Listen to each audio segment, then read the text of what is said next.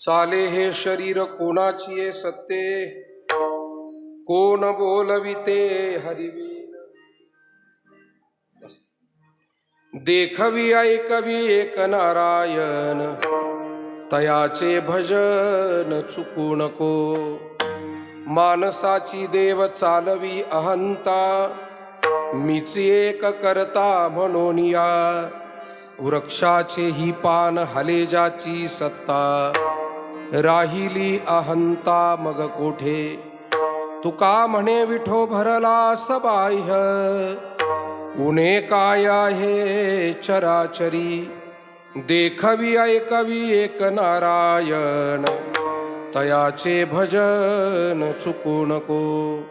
महायोग पीठे तटे भीमरथ्याम, वरम पुंडरीकाय दातुं मुनींद्रये. समागत्य तिष्ठन्तमानन्दकन्दं, परब्रह्मलिङ्गं भजे पाण्डुरङ्गं.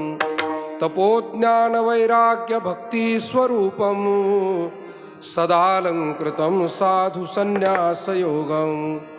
मुखे यस्य वेदान्तशास्त्रार्थनीतिं, नमो नारायणगिरिं ब्रह्मस्वरूपं. मस्तक हे पायावरी, मस्तक हे पायावरी, मस्तक हे पायावरी. या वारकरी संतांच्या, वारकरी संता, वारकरी संतांच्या, वारकरी संतांच्या, वारकरी संतांच्या, वारकरी संतांच्या.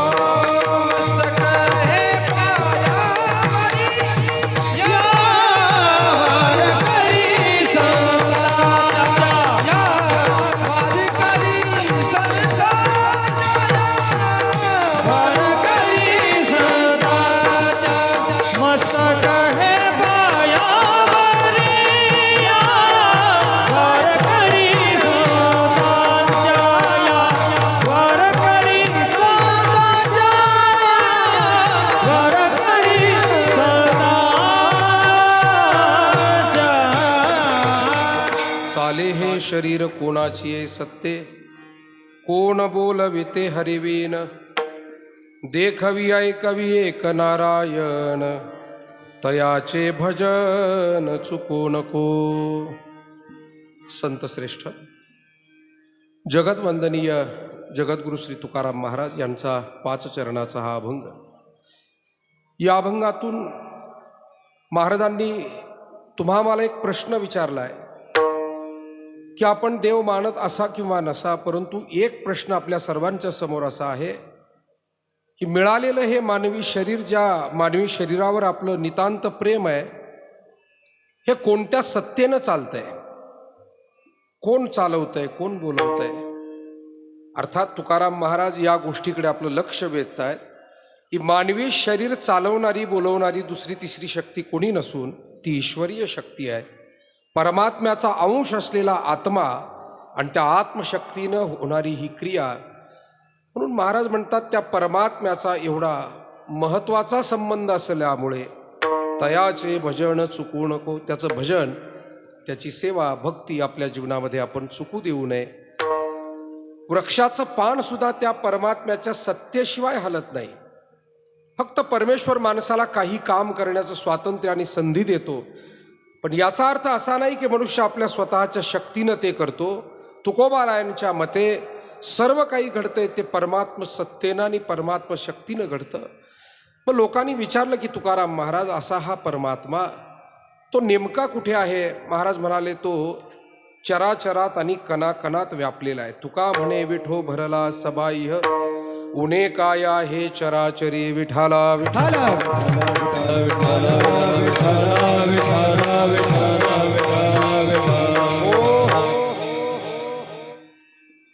या अभंगाच्या माध्यमातून काही सेवा आपल्याला भगवत चरणी, श्रीगुरूंच्या चरणी ही सेवा समर्पित करायची आहे. तत्पूर्वी कार्यक्रमाच्या अनुषंगानं 2 शब्द परिहार देणं आवश्यक आहे. डोणगाव गोदावरी गंगामाईच्या काठी असलेलं एक वारकरी संप्रदायाचं, प्रगतिशील शेतकऱ्यांचं एक शिक्षण, शेती, अध्यात्म अशा सर्व क्षेत्रामध्ये नावलौकिक प्राप्त असलेलं हे डोणगाव तालुका वैजापूर आणि गावातील धोरडे पाटील परिवाराचे आधारस्तंभ, मुख्य मार्गदर्शक कैलासवासी सयाजी भाऊ पाटील धोरडे यांचं आज संपन्न होत असलेलं हे प्रथम पुण्यस्मरण वर्षश्राद्ध. त्यानिमित्तानं जमलेले आपण सर्व मान्यवर, या परिवारातील धोरडे पाटील परिवारातील त्यांची मुलं श्री शंकरराव सयाजी पाटील धोरडे, श्री दत्तात्रय सयाजी पाटील धोरडे, कैलासवासी गोरक्षनाथ सयाजी पाटील धोरडे, त्याचप्रमाणे त्यांच्या कन्या सौभाग्यवती कुसुमताई धोंडीराम पाटील डोखे, असा संपूर्ण परिवार कैलासवासी सयाजी बाबा धोरडे पाटील यांच्या घरातील सर्व त्यांची मुलं मुली, सुना, नातवंड आणि हा संपूर्ण एक चांगल्या पद्धतीने वाटचाल करत असलेला परिवार, त्यांच्या बाबतीमध्ये आपण सर्वजण जाणून आहात. जमलेले पाहुणे असतील, ग्रामस्थ असतील, पंचक्रोशीतली मंडळी असतील, एक वारकरी संप्रदायाचं व्यक्तिमत्व म्हणून त्यांचा परिचय सगळ्यांना होता. मला वाटतं जसं घरामध्ये नाना प्रकारची सामुग्री असणं हे घराचं वैभव आहे, चांगली बैठक व्यवस्था आहे, चांगले सामान सुमान, तसं समाजामध्ये सज्जन माणसं, हरिभक्त माणसं, सेवाभावी माणसं असणं हे समाजाचं वैभव आहे, ही समाजाची श्रीमंती आहे.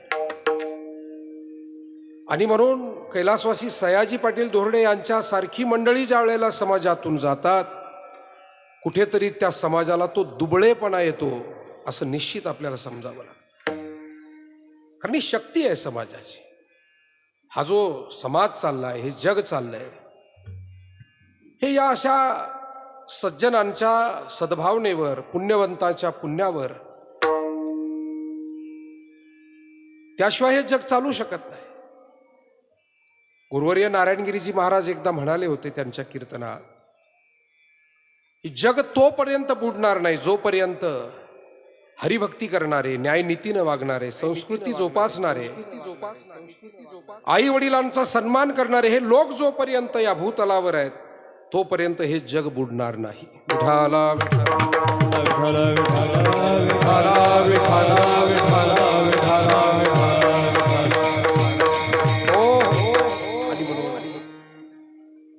खऱ्या अर्थानं आज कैलासवासी सयाजी भाऊ पाटील धोरडे यांचे पुण्यस्मरण साजरं करत असताना एका अत्यंत आदरणीय व्यक्तीच्या कार्यक्रमासाठी आपण जमलोय. दीर्घायुष्य त्यांना मिळालं. 100 वर्षाचं आयुष्य मिळणं हे सुद्धा एक परम भाग्य. पण 100 वर्ष एक चांगलं, अत्यंत उत्तम असं आयुष्य. सुरुवातीचा काळ त्यांचा अत्यंत अडचणीचा, गरिबीचा, कष्टानं शेती करून त्यांनी वाटचाल केली. पण एक कष्ट करता करता एका बाजूला परमार्थही जपला, भक्ती जपली. परमार्थ किती जपला तर मला वाटतं आयुष्यभर ते सतत रामकृष्ण हरीचं चिंतन करत राहिले. जगद्गुरु तुकाराम महाराजांच्या प्रमाणे त्यांनी परमार्थ केला. विठ्ठल सुखा विठ्ठल दुःखा तुकया मुखा विठ्ठल. मगाशी दोर्डे पाटील परिवारातील सर्व मंडळी मला सांगत होते, रागावले तरी ते रामकृष्ण हरीच म्हणायचे. फक्त रामकृष्ण हरीचा थोडा स्वर खालवर झाला की बाकीच्यांनी समजून घ्यायचंय आता रागावलेत का साधं बोलतायत. मला असं वाटतं की ही संस्कृती आहे वारकरी संप्रदायाची. नाथ महाराज असं म्हणाले, हरिबोला भांडता हरिबोला कांडता, सर्व कार्य करता हरिबोला, हरिबोला देता हरिबोला घेता. आणि हे तत्व मला वाटतं सयाजी बाबांनी त्यांच्या आयुष्यामध्ये तंतोतंत जपलं. दुःखाचे प्रसंग आले, निरोप आले तरी मला सांगितलं मगाशी त्यांचे नातू आमच्या पुढे बसलेले आहेत सर, दोर्डे सर, त्यांनी सांगितलं की ऊस पेटला आणि बाबांना निरोप आला. फक्त त्यांनी रामकृष्ण हरी म्हटलं, हीच पहिली प्रतिक्रिया. मला असं वाटतं निष्ठावंत वारकरी काय असतो याचं मूर्तिवंत उदाहरण म्हणजे हे आपले सयाजी बाबा होते असं आपल्याला म्हणावं लागेल. विठाला विठाला विठाला विठाला.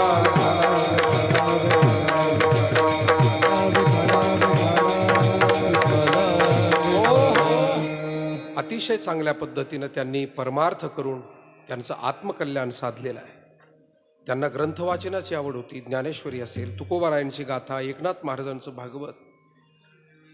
त्यांना भजनाची आवड, पहाटचा काकडा त्यांच्या नित्यनियमाचा, श्रद्धेचा, हरिपाठ म्हणण्याची आवड. मला वाटतं यापेक्षा हरिभक्ती मोठी काय असू शकते. आणि हे करताना आपला प्रपंच सुद्धा त्यांनी प्रगतीकडे नेला, कष्ट केले. आणि म्हणून एक छोटे शेतकरी ते एक प्रगतिशील शेतकरी अशी वाटचाल त्यांनी आपल्या जीवनामध्ये केली. आपली मुलं, आपली नातवंड, आपला सगळा परिवार, सगळ्यात महत्त्वाचं म्हणजे सुयोग्य मार्गदर्शन त्यांना केलं. शिक्षणाचंही महत्त्व ओळखून शिक्षणासाठी मार्गदर्शन कुटुंबातल्या मंडळींना केलं. आणि म्हणून त्याचा परिणाम आज देश परदेशामध्ये या परिवारातली मुलं नातवंड शिकतायत, नोकरी करतायत. अशा पद्धतीचा आपला हा दोर्डे पाटील परिवार. पुण्यस्मरणाच्या निमित्तानं जमलेले वारकरी संप्रदायातील आमचे सगळे मान्यवर मंडळी, गायनाचार्य सुनीलजी महाराज पारे, गायनाचार्य विलासजी महाराज खोतकर, गायनाचार्य हरिभाऊ महाराज गरुड, मृदंगाचार्य आमचे सहकारी कृष्णा महाराज मोरे, आमचे सद्गुरू नारायणगिरी महाराज आश्रम श्री क्षेत्र नेवासा सुरेगाव या ठिकाणचे आश्रमातील विद्यार्थी, आमचा मृदंग वाजवणारा विशाल थोरात असेल किंवा हे सगळे विद्यार्थी, त्याचप्रमाणे हार्मोनियमची साथ करणारे वारकरी संप्रदायातील रामानंदगिरीजी महाराज असेल, आम्हाला असेल, अत्यंत वर्षानुवर्ष साथ करत आलेले पेटकर तात्या आदरणीय बाळासाहेब सांबारे महाराज, त्याचप्रमाणे आमचे सहकारी सन्माननीय गोरख भाऊ, या निमित्तानं आवर्जून उपस्थित आमच्या गोंडेगाव भजनी मंडळातील प्रमुख बाळासाहेब पाटील फोपसे, आवर्जून या ठिकाणी उपस्थित असलेले पुणतांबा भजनी मंडळ, डोनगाव भजनी मंडळ, चांगदेवनगर भजनी मंडळ, लाख भजनी मंडळ, बाप्तरा येथील भजनी मंडळ, पुरणगाव येथील भजनी मंडळ, गोंडेगाव येथील भजनी मंडळ, शिंगवे येथील ग्रामस्थ व भजनी मंडळ, अशा गावोगावची जमलेली सर्व भजनी मंडळ आणि मान्यवर मंडळी, या निमित्तानं आवर्जून उपस्थित दोर्डे पाटील परिवारातील प्रतापराव पाटील दोर्डे असतील, माजी सभापती, त्याचप्रमाणे सरपंच रवींद्र पाटील दोर्डे असतील, या परिवारातील सगळे सदस्य, त्याचप्रमाणे या ठिकाणी उपस्थित राहिलेले शिर्डीचे माजी नगराध्यक्ष सन्माननीय अभयराजे शेळके पाटील, सन्माननीय आमचे गोंदकर पाटील, या निमित्तानं आवर्जून उपस्थित राहिलेले नामदार आशुतोष दादा काळे, अध्यक्ष साईबाबा संस्थान शिर्डी, यांचे स्वीय सहाय्यक PA आमचे सन्माननीय स्नेही दादाभाऊ पठारे पाटील, त्यांचे सहकारी, त्याचप्रमाणे गोंडेगाव येथून आले आमचे परमस्नेही गुरुबंधू आदरणीय विजय पाटील फोपसे, पुणतांबा येथील आमचे सन्मान्य प्रताप पाटील वहाडणे, पुणतांब्यातील सर्व इतर मान्यवर मंडळी, सन्मान्य काळवाघे पाटील, या निमित्तानं उपस्थित सर्व समोर बसलेली सन्मान्य आमचे मोरे पाटील असतील, चौधरी पाटील शिंगवे येथून आलेले, खास करून नेवासा इथून आलेले आमचे अण्णासाहेब पाटील लोखंडे आणि त्यांचा परिवार, खरं म्हणजे अनेक मंडळी माझी सुपरिचित इथे पुढे बसलेली, आपण सर्वजण उपस्थित आहात. आणि पुण्यस्तंभ पुणतांबा या क्षेत्रामध्ये ज्या चांगदेव महाराजांच्या पवित्र अशा समाधी मंदिरालगत गंगामाई गोदावरीच्या काठी आपण ही सेवा या ठिकाणी करतोय, त्या मंदिराचे मुख्य पुजारी आमचे आदरणीय मरुदगन महाराज, ज्यांचा आमचा अत्यंत आध्यात्मिक स्नेहसंबंध वर्षानुवर्षाचे आहेत. आणि इथे आल्यावर महाराजांच्या दर्शनाला गेलं की त्यांची भेट झाली म्हणजे दर्शनाचा लाभ आमचा द्विगुणित होतो. महाराजांचं दर्शन, त्यांच्याशी 2 शब्दाचा प्रेमाचा वार्तालाप, तेव्हा आजही दर्शनाचा योग या निमित्तानं आला. आमचे ज्येष्ठ गुरुबंधू आदरणीय महंत रामानंद गिरीजी महाराज यांच्या आश्रमामध्ये चहापान झालं. आमच्या सगळ्या विद्यार्थ्यांनी फार गोड अशी सेवा सर्वांची केली. महाराजांना एक काल्याचं कीर्तन असल्यामुळे त्यांनी सकाळी फोन करून सांगितलं की मला जावं लागतंय, परंतु त्यांचीही श्रद्धांजली त्यांनी या ठिकाणी माझ्याकडे सोपवलेली आहे. आपण सर्वजण मिळून कीर्तनाच्या निमित्तानं ही श्रद्धांजली या ठिकाणी अर्पण करतोय. परंतु एक असं व्यक्तिमत्व आहे की ज्यांनी प्रपंचाबरोबर परमार्थ केला. मला वाटतं या अशा पुण्यस्मरणाच्या कार्यक्रमातून आपल्याला घेऊन जाण्यासारखा संदेश फार मोठा आहे. बाबांना श्रद्धांजली वाहण्यासाठी आपण आलो. बाबांनी तर परमार्थ करून त्यांचं कल्याण साधलेलं आहे. कैलासवासी सयाजी पाटील धोरडे, परंतु त्यांचे आशीर्वाद घेणं, त्यांचं मार्गदर्शन घेणं आणि आपल्याही जीवनामध्ये तो सन्मार्ग आपण निवडणं ही खरी आपली जबाबदारी आहे. तैसे हरपले आपण पेपावे, तै संता ते पाहता गिमसावे, म्हणोनी वानावे ऐकावे तेची सदा. माऊलींनी म्हटलं की या सज्जन माणसांच्या पुण्यतिथी आपण करतो. संत असो की आमच्या बाबांसारखे निष्ठावंत वारकरी संत असो, एक वारकरी संत होते, यांच्याकडून आपल्याला आपलंच आत्मस्वरूप जे हरवलंय ते पुन्हा प्राप्त करून घ्यायचं आहे. म्हणजे कधी कधी आपल्या जीवनामध्ये आपल्याला सन्मार्गाचा विसर पडतो, सेवा मार्गाचा विसर पडतो, माणुसकीचाही विसर या जीवनाच्या वाटचालीत पडतो. कारण नाना प्रकारचे स्वार्थ, नाना प्रकारची प्रलोभनं माणसाच्या अवतीभोवती सारखी उभी आहे. मला वाटतं जेवढं जग प्रगत होत जाईल तेवढं मनुष्याला जास्त सावध राहावं लागेल आणि जास्त सन्मार्गाकडे आकर्षित राहावं लागेल. कारण या प्रगतीच्या सगळ्या जगामध्ये अधोगतीला नेणारी साधनं सुद्धा तितकीच मोठ्या प्रमाणात वाढत आहेत. हे काही आपल्याला वेगळं सांगण्याची गरज नाही. विठाला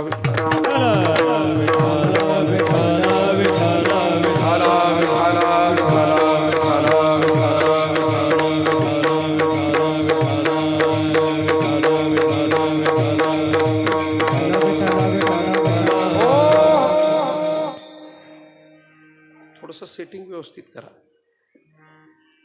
काय होतंय, तुम्हालाही समाधान मिळालं पाहिजे, आम्हालाही मिळालं पाहिजे. आता हो म्हटल्यावरती इतक्या वेळा जर का त्याचं रिपीट आलं तर ते बरं नाही वाटत लोकांनाही.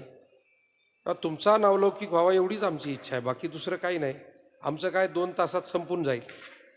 परंतु हे एवढं तुम्ही इतकं सुंदर प्रकारे मशिनरी एवढी आहे तर सेटिंग व्यवस्थित करा. विठाला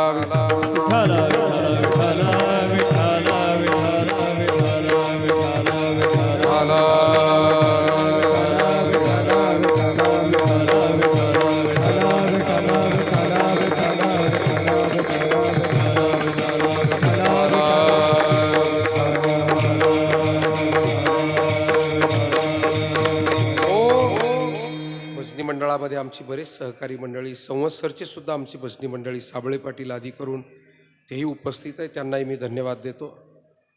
मुद्दा एवढाच आपल्या पुढे मांडत होतो की या जगाच्या सगळ्या प्रलोभनातून वाचायचं असेल तर आपल्याला गरज आहे ती सद्विचाराची. कारण सद्विचार हेच एक असं साधन आहे की ते मनुष्याला कीर्तीपर्यंत नेतं, सद्गतीपर्यंत नेतं आणि उत्कर्षापर्यंत घेऊन जातं. जगाच्या पाठीवर असं कधी घडलेलं नाही की दुर्विचारी माणसाची कीर्ती झाली, सद्विचारीच माणसाची कीर्ती झाली. वाईट माणसाची कीर्ती कशी होईल? महाभारतामध्ये एक पात्र आहे शकुनी. मला वाटतं दुर्विचार हा शब्द जेव्हा पुढे आला मला पटकन पहिलं हे आठवलं, कारण संबंध महाभारतामध्ये त्याच्यासारखा दुर्विचारी माणूस कुणी नाही. आणि त्यानं आयुष्यभर ते दुर्विचार देत राहण्याचं काम केलं.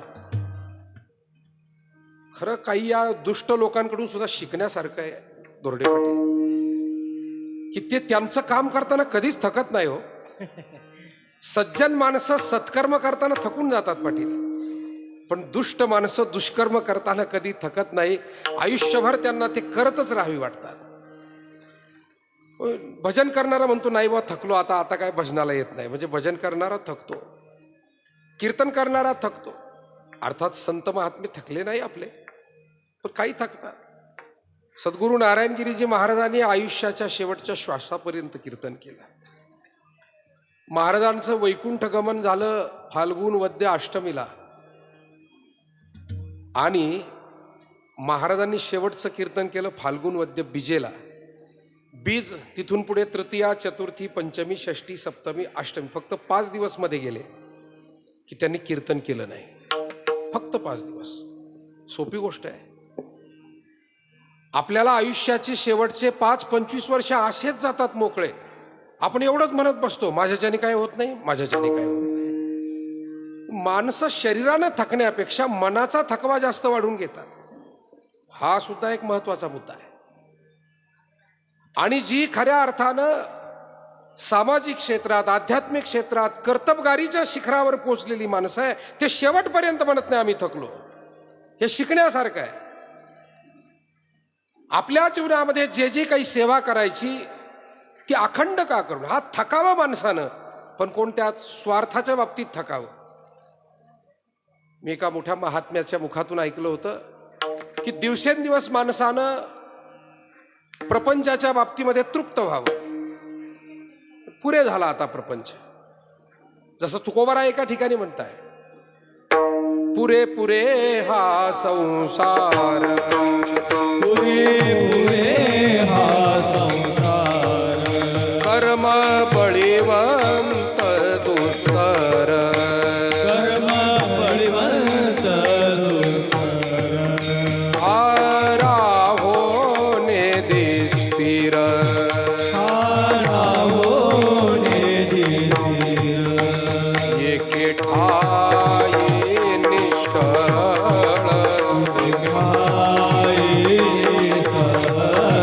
पुरे पुरे हा संसार, पुरे पुरे हा संसार, पुरे पुरे हा संसार, पुरे पुरे हा संसार, पुरे पुरे हा संसार, पुरे पुरे हा संसार, गर्व बळीवंत दुस्तर, बळीवंत दुस्तर, राहो नेदी स्थिर, राहो नेदी स्थिर, एके ठाई निश्चळ, एके ठाई निश्चळ, एके ठाई निश्चळ, एके ठाई निश्चळ,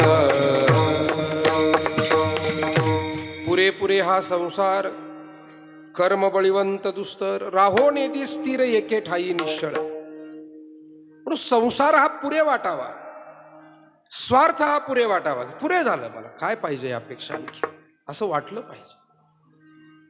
असं म्हणतात ना, जीवनाच्या कोणत्या तरी टप्प्यावर माणसानं थांबायला शिकावं. धावतोय त्यानं थोडं स्थिर व्हावं, नुसताच कमावतोय त्यानं थोडं द्यायला शिकावं, नुसता स्वतःपुरता विचार करतो त्यानं कधीतरी आता थोडंसं उदार व्हावं. जीवनाच्या एका टप्प्यावर सर्वांचा विचार करायला शिकावा. नुसतंच स्वतःच्या प्रपंचासाठी झटलाय त्यानं नंतर एक टप्पा जीवनाचा असा येतो, ठीक आहे बाबा माझ्या प्रपंचासाठी मी पुष्कळ केला, आता मी थोडं गावासाठी करील, थोडं समाजासाठी करील, देवधर्मासाठी. माणसाचं जीवन या अशा गुणांनी शोभून दिसतं मायबाप हो. आता एक माणूस मला भेटला, तो म्हटला महाराज काय लोकांचं घेऊन बसला, लोक अजिबात धड नाही. आता असं तो फारच बरंच काही बोलत होता निराशेनं. आता आम्ही सतत फिरणारी माणसं आणि सतत योगायोगानं हजारो समुदायामध्येच जीवन अनेक वर्षानुवर्षाचं चाललेलं असल्यामुळे असं जर का कुणी आम्हाला भेटलं की लोक काही धड नाहीत, आम्ही समजून घेतो हे काही धड नाही. कधी कधी काही महाशय आम्हाला असेही भेटतात, महाराज आमचं गाव अजिबात चांगलं नाही. आता आम्ही समाजात जाणती माणसं आहोत, आम्हाला कळत आहे ज्या अर्थी अख्ख्या गावाला हा नाव ठेवतो त्या अर्थी हा काही कामाचा नाही. तेव्हा हे आमच्यासारख्यांना समजायला वेळ लागत नाही. मी अजून इतका जे काही फिरलो गुरुवर्य नारायणगिरीजी महाराजांच्या कृपेनं महाराष्ट्रभर गेलो, अनेक ठिकाणी गेलो, फिरत सतत रोजचं काम आहे. पण असं कधी दिसलं नाही की संबंध गाव कुठे वाईट आहे, संबंध समाज कुठे वाईट आहे. असं कसं होऊ शकेल? पण काही माणसांची वृत्ती स्वतःचीच जर का बिघडली तर तो माणूस असा होता. म्हटलं का असं बोलताय तुम्ही, काय खरं नाही राहिलं हो महाराज. म्हटलं तुमचे नातेवाईकातही कोणी चांगला नाही. कोणी प्रेमानं रामराम म्हणत नाही म्हणे. हल्ली काय लोक स्वार्थी झाले, तो म्हणतोय माणूस. कोणी प्रेमानं रामराम म्हणे. भावकीत भावकीचं तर विचारूच नका म्हणे. म्हणजे नातेवाईक चांगले नाही, भावकी चांगली नाही, गावातले चांगले नाही, कोणी चांगले नाही. आता मला जरा कुतूहल निर्माण झालं त्या माणसाविषयी, म्हणून थोडंसं प्रेमानं जरा संवाद सुरू केला. म्हटलं काय करत असता तुम्ही? काय नाही, मी चांगला प्रपंच आहे माझा, शेतीवाडी चांगली आहे, मुलं कोणी व्यवसाय करत आहे, कोणी मोठी नोकरी करत आहे, घरदार बंगला गाडी वैभव ऐश्वर माझं सगळं काही चांगलं आहे महाराज. म्हटलं चांगलं आहे, देवाची कृपा आहे तुमच्यावर. तुम्ही पारायणाला वगैरे बसता कधी? नाही नाही नाही, आपल्याला ती आवड नाही म्हणे. मी जरा वेगळे प्रश्न सुरू केले. गावातली एखादी पंगत असती सप्ताहाची तुमच्याकडे? महाराज आम्ही त्या भानगडीतच पडत नाही. बरं काही पाहुण्या रावळ्यामध्ये तरी सुखदुःखाला धावून जाता? काय म्हणे आपलंच आपल्याला काम उरकत नाही, काय लोकांकडे पळत बसा. म्हणजे जो माणूस देवधर्म करत नाही, जो पाहुणं रावळं जपत नाही, जो माणुसकी जपत नाही, आणि मग लोकांनी त्याला रामराम नाही घातला तर नाराज व्हायचं कारण काय? तेव्हा माणसाचं जीवन मायबाप हो अशा पद्धतीनं साबरी वाढीन नाल्या सरळा वरी फळना तू पोकळा कास्तन आले गळा शेळी जैसे. ऐका आपल्या संत ज्ञानेश्वर माऊलींची भाषा काय आहे ज्ञानेश्वरीमध्ये. ते म्हणतात साबरीची झुडपं किती वाढली तरी समाजाला त्याचा काय उपयोग, कोणतं फळ मिळणार, कोणतं धान्य त्यातून मिळणार. तसं काही माणसं व्यक्तिगत प्रपंचानं व्यक्तिगत जीवनानं किती मोठी झाली, पण ज्यांचा पाहुण्या रावळ्यांना उपयोग नाही, भावकीला नाही, गावकीला नाही, शेजाऱ्याला नाही, पाजाऱ्याला नाही, कोणालाच ज्यांचा उपयोग नाही, कास्तन आले गळा शेळी जैसे. शेळीच्या गळ्याला स्तन असतात पहा कधी कधी. आता शेळीच्या गळ्याला जे स्तन येतं त्याच्यातून कधी दूध निघतंय का? ज्ञानेश्वर महाराज म्हणतात जी माणसं समाजाच्या उपयोगाचे नाहीत ते त्या शेळीच्या गळ्याला आलेल्या स्तनासारखे आहेत. विठाला विठाला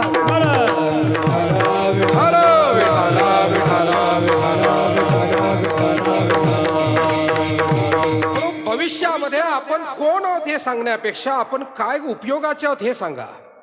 समाजाच्या काय उपयोगाचे आपण आहोत, आपला नेमका उपयोग काय? एखादा म्हणेल मी फार मोठा ज्ञानी आहे, पण त्या ज्ञानाचा समाजासाठी काय उपयोग आहे का? एखादा म्हणेल मी खूप बलाढ्य आहे, शक्ती संपन्न आहे. पण जगाचा इतिहास आपल्याला हे सांगतो त्याच लोकांच्या आठवणी या जगाने ठेवल्यात.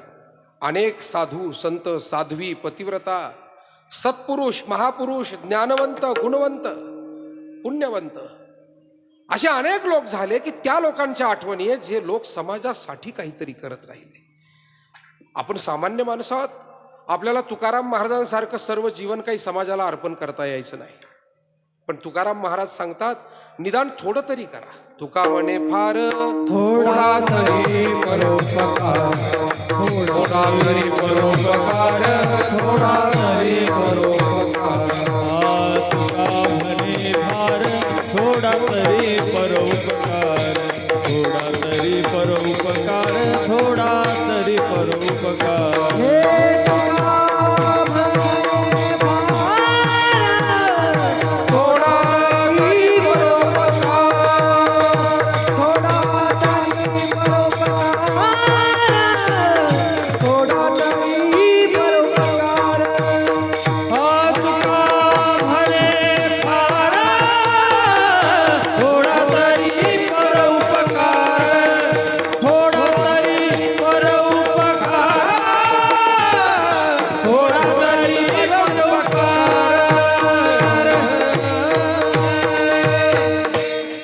तुका म्हणे फार थोडा तरी परोपकार. या जगामध्ये काही गोष्टी सतत परोपकारासाठी आहे, निदान आपल्याला थोडा तरी. आता या गंगामाईच्या काठावर आपण आहोत. पवित्र हे क्षेत्र आहे जिथे मुक्ताईंचं अधिष्ठान आहे, चांगदेव महाराजांचं अधिष्ठान आहे. अनेक जुनी देवी देवता राऊळ या पुण्यस्तंभ पुंतांबा आणि पंचक्रोशीमध्ये आहेत. ही गंगामाई वाहते. काय स्वार्थ आहे या गंगेचा? का फेडीत पापताप, पोखीत तिरीचे पादप, समुद्रा जाया आप गंगेचे जैसे, तैसे पुढत पुढती इतरांची सुख उन्नती, अनित स्वार्थी प्रवेशिजे, असं माऊलींनी म्हटलं. गंगा जशी उगमावरून संगमाकडे जाते, प्रवास करते, पण हा प्रवास ती फक्त स्वतः पुरता करत नाही, स्नान करणाराचं पापताप नाहीसं करते. चालता चालता तिचं हा परोपकार चाललाय. का फेडीत पापताप. दुसरं काम, पोखीत तिरीचे पादप. पादप हा शब्द वृक्ष, वेली, वनस्पती, तीरावरची जेवढी झाडं आहे, वनराई आहे, त्या वनराईला पादप हा शब्द वापरला. ती गंगा चालता चालता या सगळ्या वनराईचं पोषण करते, भोवतालच्या झाडांचं पोषण करते आणि मग जाऊन मिळते. आणि म्हणून मानवी जीवन त्या गंगेप्रमाणे असावं. आज आपण कैलासवासी सयाजी बाबांच्या पुण्यस्मरणाला आहोत. मला असं वाटतं हे असं जीवन जगलेले एक सज्जन आहेत की ज्यांनी आपल्या जीवनामध्ये पुण्य, परोपकार, देवधर्म, दानधर्म करत करत माणुसकी जपली, परमार्थही जपला, नीती जपली, संस्कृती जपली. याच्यापेक्षा जीवन मोठं असू शकत नाही. आणि म्हणून अशा या जीवनाकडून प्रेरणा घेऊन पुढच्या अनेक पिढ्यांना वाटचाल करता येईल, मार्गदर्शन करता येईल, अशा स्वरूपाची जुन्या पिढीतील आपली वाडवडील मंडळी असतात. खऱ्या अर्थानं हे जीवन एक दिवस प्रत्येकाला संपवावं लागतं. या देहातलं चैतन्य एकदा बाहेर पडलं की जावं लागतं. आणि म्हणून जीवन परोपकारी जगावं, पुण्यमय जगावं. पण एक दिवस मृत्यू तर येतोच ना महाराज. मृत्यू सज्जनालाय, मृत्यू दुर्जनालाय, मग पुण्य का करायचं, असाही काही लोकांचा प्रश्न आहे. एवढ्यासाठी करायचं, मृत्यू उपरांत आणखी काही या जीवाचा प्रवास आहे. आपण मान्य करा नका करू, परंतु आपल्या धर्मशास्त्रामध्ये पूर्वजन्म सांगितला, तसा पुनर्जन्मही सांगितला. मागे सुद्धा काही जन्म घेत घेत आपण इथे आलो, असं सर्व संत आपल्याला सांगतात. बहुनाम जन्म नामंते ज्ञानवान माम प्रपद्यते. इथे मागे जन्म घेतले असा उल्लेख या श्लोकामध्ये येतो. किंवा मागे बहुता जन्मी हेच करीत आलो आम्ही, भवतापश्रमी दुःखी पिढीले निववू त्या. तुकाराम महाराज म्हणले अनेक जन्म मागे आम्ही घेतले आणि हे परमार्थाचं कार्य आम्ही त्यामध्ये करत आलो. म्हणजे मागे जन्म प्रत्येक जीवाचे झालेले आहे, फक्त प्रत्येकाच्या आपापल्या कर्मानुसार वेगवेगळे जन्म झाले एवढंच आहे. केले कर्म झाले, त्याची भोग आले, उपजले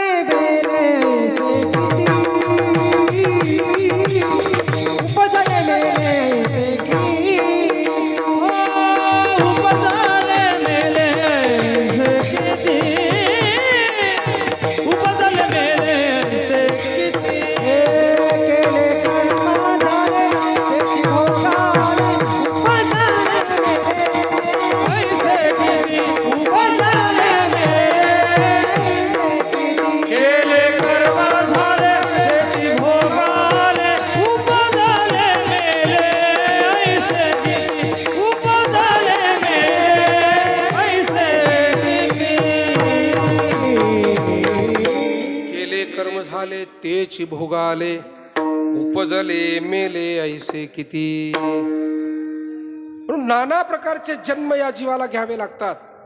मग मृत्यू जर सर्वांनाच आहे तर पुण्य का करायचं? पुण्य यासाठी करायचं की जन्मानंतरची जी पुढील गती आहे ती आपल्याला योग्य मिळावी, हा पहिला मुद्दा. आणि ज्या मृत्यू लोकातून आपल्याला कायमचं जायचंय तिथं काही आपल्या स्मृती शिल्लक राहाव्या, काही आठवणी राहाव्या, काही कीर्ती शिल्लक राहावी. उत्तमाची उरे कीर्तिमान, उत्तमाची उरे कीर्तिमान, उत्तमाची उरे कीर्तिमान, उत्तमाची उरे कीर्तिमान. तुका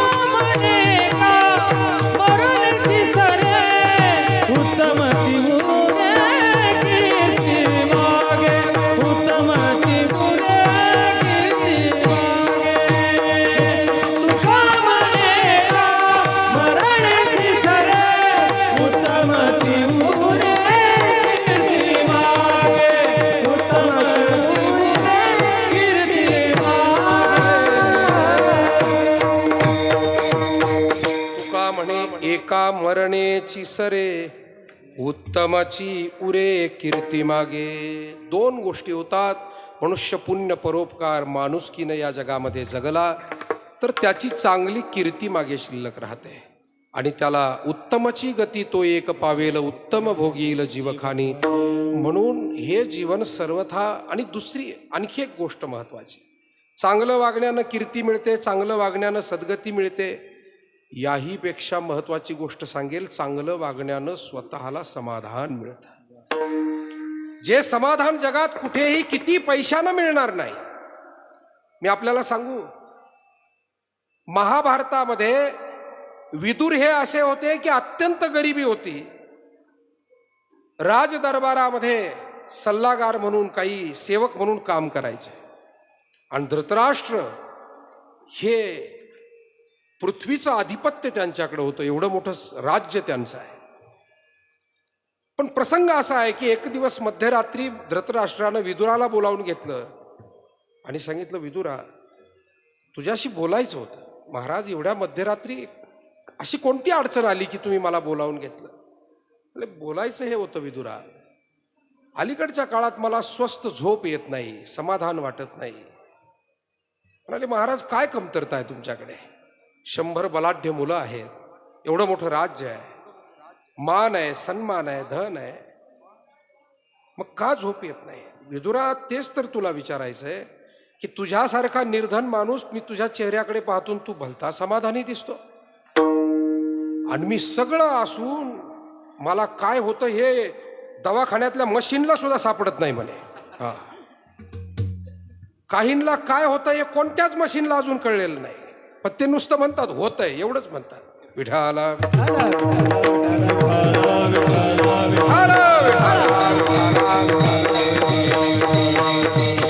माझ्या बोलण्याला विनोदावारी किंवा उपहासावारी घेऊ नका मायबाप हो. परिस्थिती तीच आहे. ज्या वेळेला माणसाची नीती चुकते आणि ज्या वेळेला कुठेतरी दुर्व्यवहार कळत न कळत तो जाणीवपूर्वक करतो, त्यावेळेला सगळं असलं तरी त्याला समाधान वाटत नाही. धृतराष्ट्राची नीती चुकली. स्वतःच्या त्याच्या मुलांनी द्रौपदीला ध्वर सभेत आणलं आणि आपल्या घरातील, अरे तुझी सून काय आणि भावाची सून काय, मग समाधान मिळेल कसं? पांडवांचं राज्य बळकावलं, समाधान मिळेल कसं? लाक्षागृहामध्ये पांडवांना जाळून मारण्याचा प्रयत्न केला, समाधान मिळेल कसं? म्हणून एका बाजूला जर जीवनामध्ये आतताईपणा आणि दुर्मार्ग सुरू राहिला आणि दुसऱ्या बाजूला वैभव किती उभं राहिलं तरी समाधान मात्र शोधूनही सापडत नाही. आणि या उलट जीवन तुमच्या सारखे अनेक परिवार आहे, मोठे असतील छोटे असतील, पण आपल्या नीतीनं, आपल्या कष्टानं, योग्य तऱ्हेनं जीवन जे जगतायत, मला असं वाटतं ते येणं केनं प्रकारे अडचणीतूनही बाहेर पडतात आणि ते समाधानी राहतात, आनंदी राहतात. तुकाराम महाराजांचं सगळं गेलं होतं. दुष्काळामध्ये तर दुकानदारी गेली, सावकारकी मोडली, उधाऱ्या संपल्या, सगळं काही दिवाळं निघालं, पण तरी सुद्धा महाराजांच्या चेहऱ्यावरचं समाधान टिकून होतं. लोक यायचे आणि भेटायचे, महाराज अहो एवढं समाधान आणलं कुठून? महाराज उत्तर द्यायचे, सदानाम घोष करू हरी कथा, सदानाम घोष करू हरी कथा, सदानाम घोष करू हरी कथा, सदानाम घोष करू हरी कथा, सदानाम घोष करू हरी कथा, सदानाम घोष करू हरी कथा, सदानाम घोष करू हरी कथा,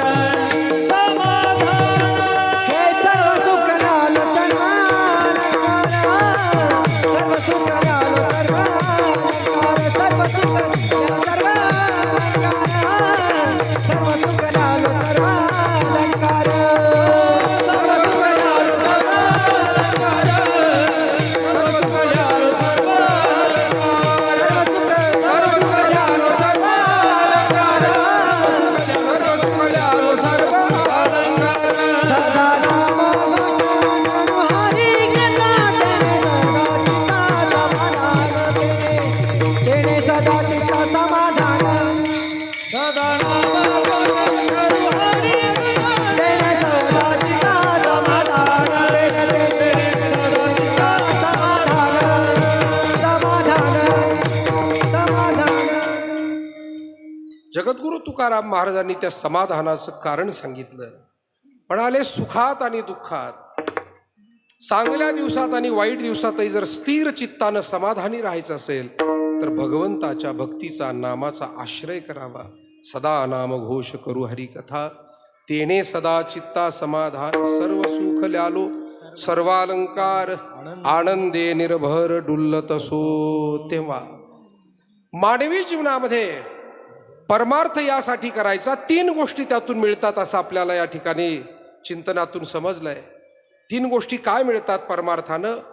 एक तर इथे कीर्ती राहते, पुढे मृत्यूनंतर सद्गती मिळते आणि जीवनभर स्वतःला अमर्याद असं समाधान मिळतं.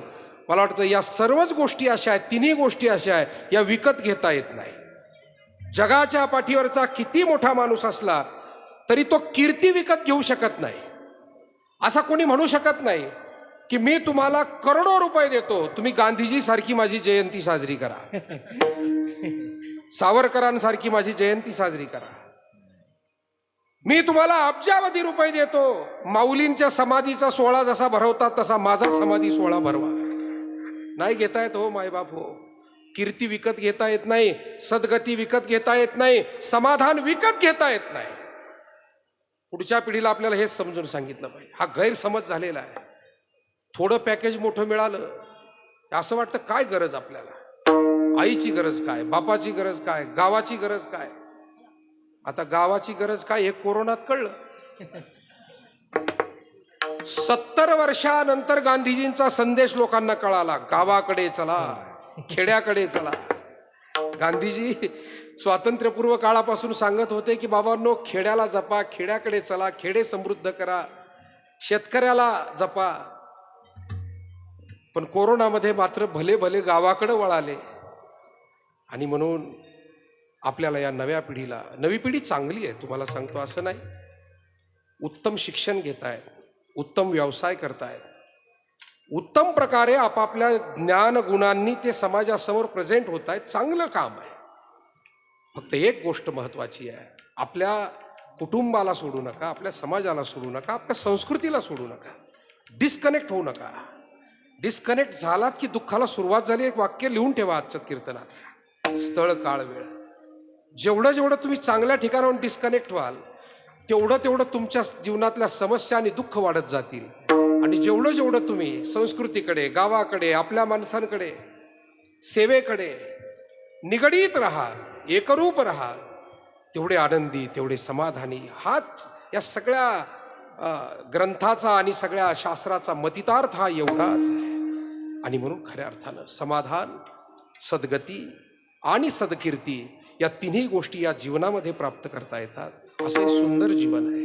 मृत्यूच्या रूपानं प्रत्येकाला जावं लागतं. येथे नाही उरो आले अवतार, हेरते पामर जीव किती. देव सुद्धा ज्या वेळेला अवतार घेऊन येतो तोही एक दिवस जातो. संतही येतात, आपलं कार्य करतात.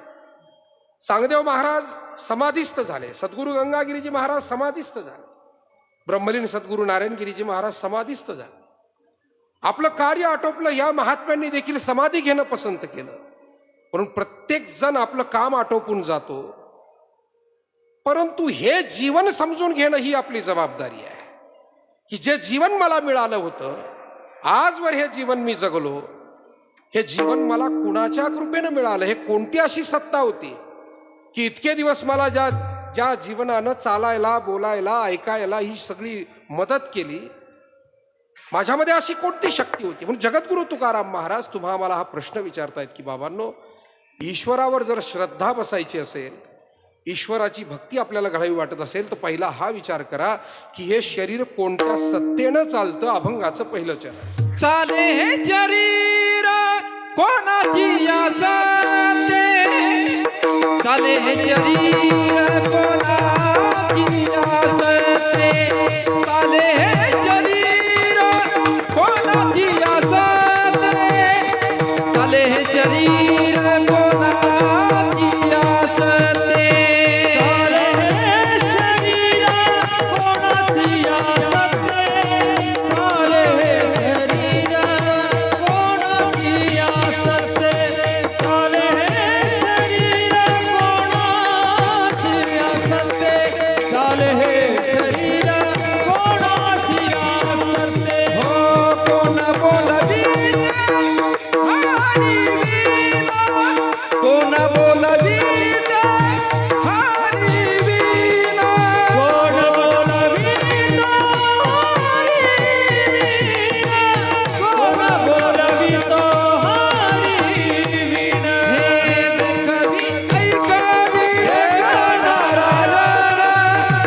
देखवी ऐकवी एक नारायण देखवी ऐकवी एक नारायण देखवी ऐकवी एक नारायण देखवी ऐकवी एक नारायण देखवी ऐकवी एक नारायण देखवी ऐकवी एक नारायण देखवी ऐकवी एक नारायण हो हे शरीर कोणाची असते कोण बोलविते हरी वीणा कोण बोलविते हरी वीणा हे शरीर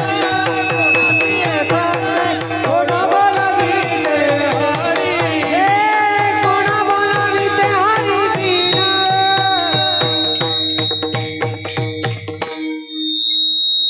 आता सगळीकडेच माणसं तयार करावी लागतात.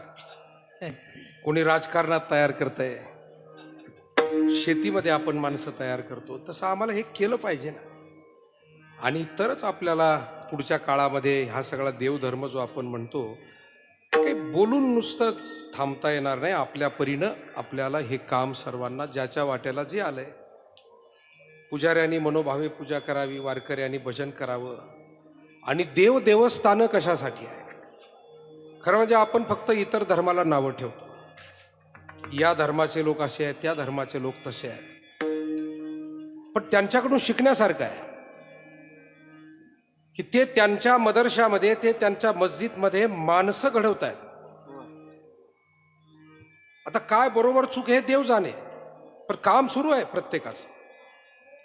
मग आमची मंदिरं, आम्ही समाजामध्ये जातो, कीर्तन करतो, मोठमोठे देवस्थानं, आणि महाराष्ट्रात सुदैवानं अनेक ठिकाणी हे काम चालू आहे. आपण शेगावला गजानन बाबांच्या तिथे जाल तर उत्तम प्रकारे वारकरी शिक्षण संस्था, सद्गुरू गंगागिरीजी महाराजांनी महाराष्ट्रातली पहिली वारकरी शिक्षण संस्था 150 वर्षापूर्वी ते श्री क्षेत्र सराला बेटावर सुरू केली. 150 वर्ष.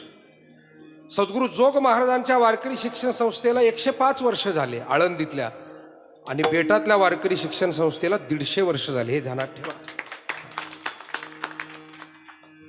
पण गरज आहे आता इथून पुढच्याही काळात, जसं इथं आमचे रामानंद गिरीजी महाराज, अनेक विद्यार्थी त्यांनी पिंपळवाडीला होते तिथे तयार केले.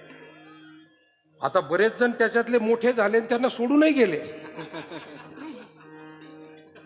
गणेश महाराज तुमच्यासारखी चांगली मंडळी आहे की ती महाराजांच्या सोबत आहे, पण काहींना पंख फुटले, गेले उडून, भुर्र उडून गेले. हरकत नाही, जाईना का, पण निदान तिथेही जाऊन ते भजन कीर्तन करतायत याचं समाधान आपल्याला. कुठेही जा, आजही महाराजांकडे इथं मुलं शिकताय. मला वाटतं सगळ्या मोठमोठ्या देवस्थानांनी फक्त वर्गण्या गोळा करण्यापेक्षा, दररोज मानपानाचाच उहापोह करण्यापेक्षा याच्याकडे लक्ष देणं जास्त गरजेचं आहे. प्रत्येक महाराजांनी मागे वळून पाहिलं पाहिजे की मी माझ्या 5-10 वर्षाच्या कारकिर्दीमध्ये नुसता मानच लोकांचा घेतलाय की काही माणसं घडवलेत. मला या गोष्ट बोलताना खंत वाटते की आम्ही आज जे कीर्तन करतो हे तुम्ही जे माझ्या पुढं बसलात, ही माझ्या पिढीची पुण्याई नाही आहे, ही सद्गुरू नारायणगिरीजी महाराजांच्या पिढीची पुण्याई आहे. कारण तुम्ही जे बसलात तुम्हाला परमार्थात त्यांनी घडवलेलं आहे आणि म्हणून तुम्ही इथे बसला. मी नेहमी सांगतो, हे वास्तव सांगतो, अजून 20 वर्षांनी जर लोक असेच या मंडपात बसले तर समजायचे की आम्ही काही काम केलं, आमच्या पिढीतल्या लोकांनी काही काम केलं. आणि अजून 20 वर्षांनी जर का 20 माणसंही उरले नाही ना, तर समजायचंय आम्ही फक्त मागच्या पुण्याईवर भोजनं केले, मान सन्मान घेतला, आम्ही काहीच केलं नाही. आणि म्हणून आज जी गर्दी आहे कुठेही असो, ही सगळी त्या गुरुजनांच्या पुण्याईमुळे आहे, त्यांनी घडवलेली माणसं आहे. येणाऱ्या काळात आम्ही करतोय का हे? आमच्या देवस्थानांवरती, छोटं देवस्थान असो मोठं देवस्थान असो, आता उन्हाळा आहे बघा, गावोगावी खऱ्या अर्थानं बालसंस्कार शिबिरं झाली पाहिजे. आम्ही आमच्या देवस्थानांवरती ठेवली, अन्य काही महाराज मंडळी आहेत त्यांना प्रेरणा देऊन 10-5 शिबिराचं आयोजन 2-4 तालुक्यामध्ये केलेलं आहे. पण हे जिथं तिथं झालं पाहिजे, कारण सगळेच पालक काही 12 महिने मुलांना आपल्याकडे पाठवू शकत नाही, त्यांच्या शिक्षणाच्या अडचणी आहेत, राहण्याच्या अडचणी आहे, कोणाचं शिक्षण CBSE पॅटर्नचं आहे, त्याची सोय आमच्याकडे नसते. पण एक करता येईल की निदान सुट्टीमध्ये 15 वार ती मुलं जर का त्या आश्रमात येऊन राहिली तर त्यांना निदान एखादा गीतेचा अध्याय म्हणता येईल, रामरक्षा पाठ होईल, हनुमान चालिसेचं पठण करता येईल, त्यांना अनेक संस्काराच्या ज्या गोष्टी आहे त्या तिथे शिकवल्या जातील. आणि म्हणून याचा प्रयत्न देवस्थानांनी करणं. देवस्थानामध्ये लोकांना असा एक गैरसमज झाला, आपण देवस्थानावर आहोत म्हणजे लोकांनी देत राहावं ना आपण घेत राहावं, एवढाच धंदा आयुष्यभर चालला. अरे हा काय धंदा आहे? हे देणं घेणे तर व्यापारी लोक करतात. बुवा लोक आणि महाराज लोकांकडून ही अपेक्षा कधी पूर्वी नव्हती, आजही नाही. आपल्याला समाजाला काही द्यायचंय. ज्ञानोबारायांनी समाजाला काही दिलं, तुकोबारायांनी समाजाला काही दिलं. हा काही सेवा सत्कर्मासाठी लोक दान करत असतील, अन्नदानासाठी करत असतील, एखाद्या मंदिर उभारणीसाठी करत असतील, ते ठीक आहे, मान्य आहे. पण बुवा महाराज झाला म्हणजे पैसे गोळा करायला महाराज होतो असा गैरसमज प्रत्येकानं डोक्यातून काढला पाहिजे. तेव्हा खऱ्या अर्थानं याचा धरीन अभिमान करीन आपुले जतन. आपल्याला ही आपली संस्कृती, मी आपल्याला सांगू का, आपल्या महाराष्ट्राची संस्कृती आहे टाळ मृदंग, गाथा ज्ञानेश्वरी आणि पंढरीची वारी, ही आपली संस्कृती आहे. आता महाराष्ट्राची संस्कृती म्हणलं का काहींना तमाशा ढोलकी आठवते. तर ती एक लोककला आहे, त्याचा मी अनादर करत नाही. तीही एक लोककला आहे. एकेकाळी त्यातूनही लोक प्रबोधन केलं गेलेलं आहे. पूर्वीच्या काळी तमाशामध्ये सुद्धा अशी वगनाट्य असायची की लोक ते वगनाट्य पाहून ढसढसा रडायचे. तमाशा सुद्धा त्या दर्जाचा होता. त्यामुळे तमाशाला नाव ठेवावं असा काही नाही, अर्थ नाही आहे. पण महाराष्ट्राची संस्कृती म्हणजे फक्त तमाशाच आहे का? मी काही राजकारणी माणसांची भाषणं ऐकतो काही, तर ती महाराष्ट्राची संस्कृती म्हणलं की त्यांना फक्त तमाशा आठवतो. अरे या मातीत जन्माला आलात तुम्ही महाराष्ट्राच्या, तुम्हाला ज्ञानेश्वरी आठवत नाही, तुकोबांची गाथा तुम्हाला आठवत नाही, पंढरीची वारी 700 वर्षापासून चालू आहे ती तुम्हाला आठवत नाही. महाराष्ट्राच्या मातीत जन्माला येऊन ज्ञानेश्वरी आणि वारी ज्याच्या तोंडीच येत नसेल त्याचा इथं जन्म घेणं व्यर्थ आहे. विठाला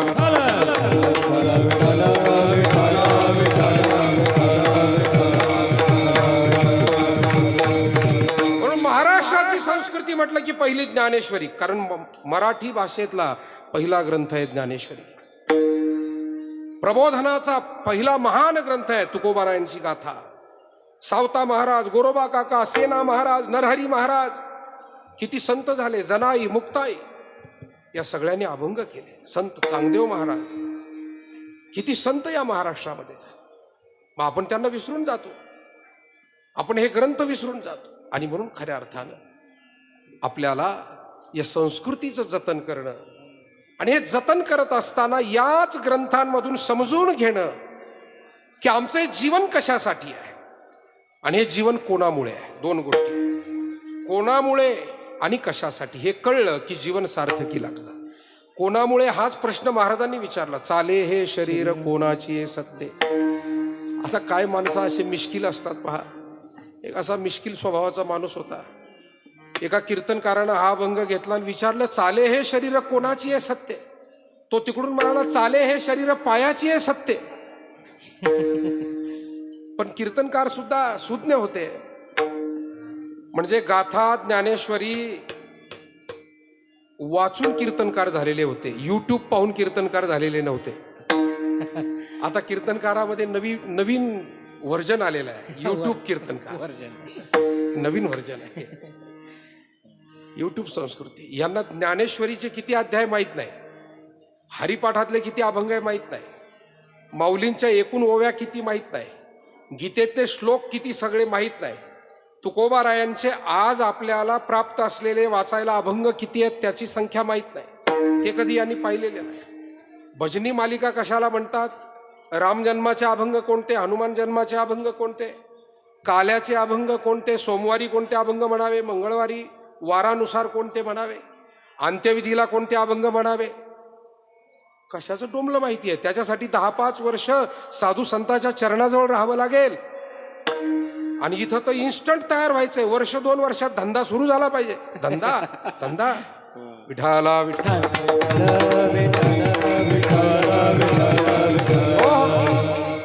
हा सगळा जो प्रकार आहे तो आपल्या वारकरी संप्रदायाला मायबाप हो खाली पाहायला लावणारा प्रकार आहे. पण आपणच सावध झालं पाहिजे की इतक्या पवित्र व्यासपीठावरती फार मोठा माणूस कोणी नाही आपल्याला मिळाला. साधा माणूस बोलवा, पण सरळ माणूस बोलवा. कसा बोलवा? माझ्या बोलण्यातला अर्थ समजून घ्या. साधा बोलवा, तुमच्या गावचा कीर्तनकार उभा करा, पण तो जर का योग्य सेवा करत असेल तर जरूर त्याला उभा करा. लांब माणसं लांबूनच आणले पाहिजे आणि प्रसिद्धच आणले पाहिजे.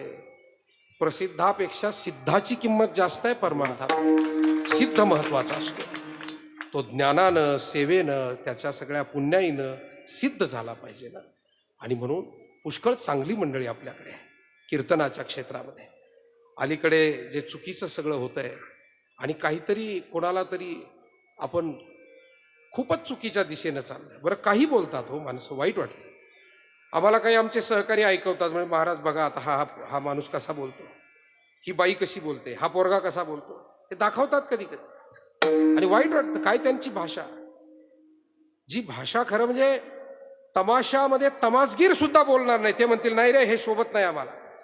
आणि ती भाषा जर का इथे उभं राहून काही माणसं बोलत असतील, आता याचा दोष खऱ्या अर्थानं बाजारात कोण काय विकायला बसला याचा दोष नाही, कोण काय घेतोय याचा दोष आहे. आता हा बाजार आहे जगाचा सगळा, हा बाजार भरलेला आहे. पण आपण कोणत्या साथीला जायचं? किराण्याच्या साथीला जायचं, भाजीपाल्याच्या साथीला जायचं, का 3 लाकडाच्या साथीला जायचं, हे आपण ठरवावं. तसा हा सगळा अध्यात्मामध्ये सुद्धा पुष्कळ गोष्टी आता इतक्या आल्यात, परंतु योग्य त्याचा स्वीकार करा. आमच्यासारख्याचंही काही चुकत असलं तर खुशाल तोंडावर सांगा की नाही महाराज हे तुमचं चुकतंय, तुमचं हे बोलणं चुकतं, तुमचं हे वागणं चुकतं. त्याच्याशिवाय याचं शुद्धीकरण होणार नाही. विठाला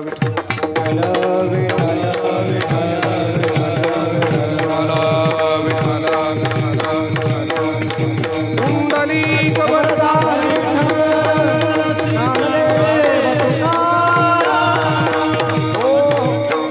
12 वाजले, मी 2 मिनिटात थांबेल. 12 वाजून 3 मिनिटं झाले. 10:30ला, 10:15ला, 10:30ला सुरुवात झाली. 1.25 तास जवळजवळ होत आले आणि ऊन फार आहे. त्याच्यामुळे मी 2 मिनिटापेक्षा खरोखरच पुढे आता जाणार नाही. खूप वेळ झाला. बोलायला काय, कीर्तनकाराला बोलायला उभं केलं म्हणजे काय त्याच्यात, पण तरीसुद्धा वेळ काळ पाळली पाहिजे. नाही तर मी सांगत असतो. अशा 2-3 भगिनी आमच्या बोलत बसलेल्या होत्या आणि एक आजीबाई होते. एक भगिनी म्हणाली माझा मुलगा असा आहे, काही विचारलं का असा खेकसून अंगावर येतो, कोण होईल कुणास ठाऊक. त्या आजीबाईनं उत्तर दिलं, तुझ्या मुलगा जसा वागतोय त्याच्याहून जर अंदाज केला तर वाटतंय तो कंडक्टर होईल. बरं, आता कंडक्टरचं तरी काय चुकतं? गाडी असते डायरेक्ट आणि मधलेच सीटं बसतात, ते म्हणतात उतरा, तुझा मुलगा कंडक्टर होईल. दुसरी म्हणली माझं पोरग वेगळंच आहे. नवऱ्याचं माझं जर भांडण झालं, कधी माझ्या बाजूनं बोलतं, कधी त्यांच्या बाजूनं बोलतं, कोण होईल म्हणे राजकारणी होईल. तिसरी भगिनी म्हणाली माझं पोरग जरा वेगळंच आहे, काही त्याच्याशी बोलावं का असं पाल्हाळ लावतं, सारखं बोलत राहतं, कोण होईल म्हणे कीर्तनकार होईल. तेव्हा हा दोष माझ्यावर येऊ नये याची काळजी मी आजच्या पुरती घेतो. 12 बरोबर वाजलेत, 12 वाजून 4-5 मिनिटं होत आले. एकदा प्रेमानं भगवंताचं आपण भजन करूया. ज्ञान ज्ञान विठोबा रखुमाई, विठोबा रखुमाई, विठोबा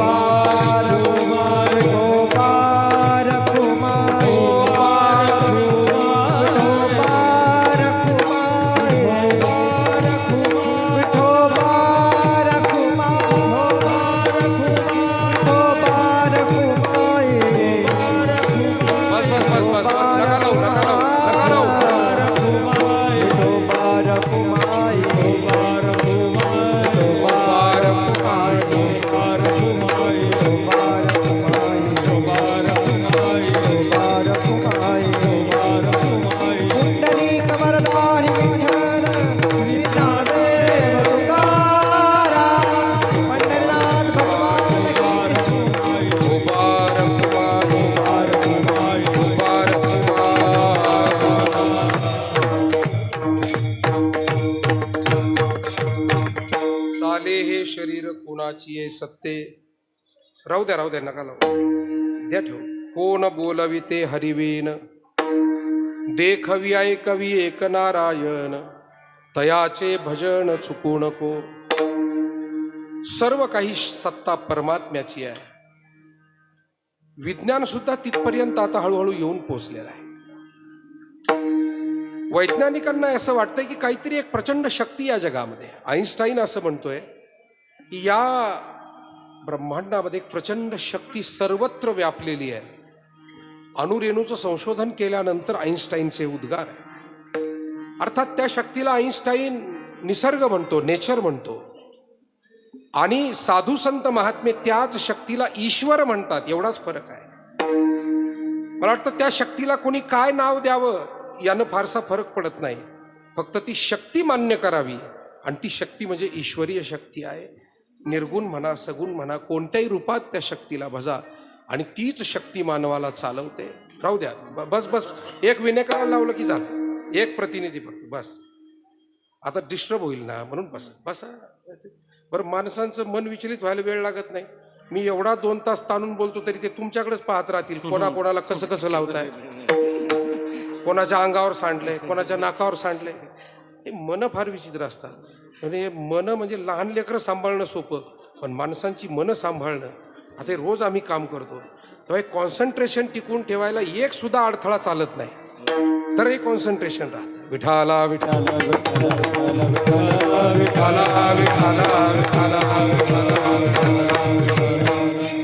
आणि दररोज आम्हाला मग ही सगळी गडबड झाली की माणसं 10-10 मिनिटं तिकडंच पाहत राहते. इकडं कोणी पाहिजे ना. आता काही वेळेला मग आमच्या लक्षात येतं की हे काही इकडं पाहण्यासारखे नाही, आपण आपलं बोलत राहा, नाही का. देणाऱ्याने देत जावे, घेणाऱ्याने घेत जावे. तसं पाहणाऱ्याने पाहत राहावे, बोलणाऱ्याने बोलत राहावे. अशी काही कीर्तन. पण आज मला आनंद झाला की आपण सगळ्यांनी हे व्यक्तिगत विचार नाही मायबाप, हे ज्ञानेश्वरीचे विचार आहे, हे गाथेचे विचार आहे, हे सद्गुरूंचे विचार आहे, आणि आपण आदरपूर्वक ते श्रवण करताय. याचा आनंद मलाही गेले 2-2.25 तास या ठिकाणी झाला. याचं समाधान आहे. विठाला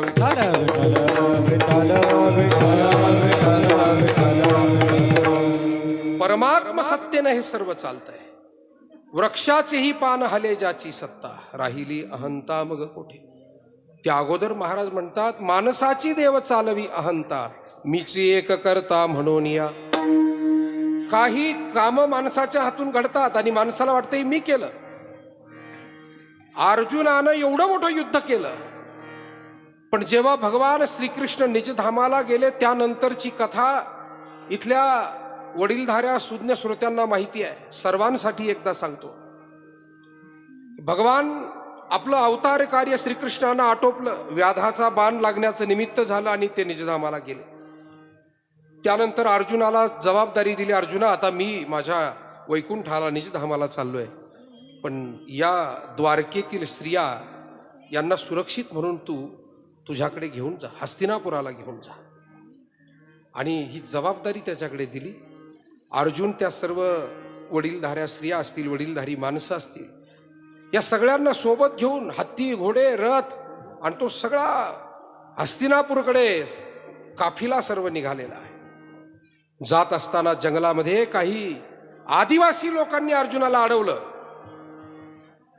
आणि अर्जुनाने सांगितले, पा आम्हाला लुटमार करण्याचा प्रयत्न करू नका, माय भगिनी आमच्या सोबत आहे, अन्यथा मी तुम्हाला धनुष्य बाण आहे माझ्याकडे, मला धनुर्धर अर्जुन म्हणतात, मला तुमच्याशी युद्ध करायला लावू नका.